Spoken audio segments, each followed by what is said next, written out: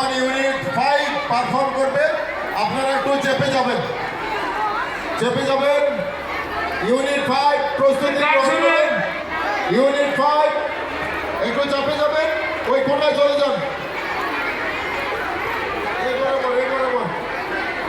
চেপে যাবেন, চেপে যাবেন, চাপেন, আরো চাপেন, আরেকটু আরেকটু। হ্যাঁ, আর এই পাশে আসবেন না।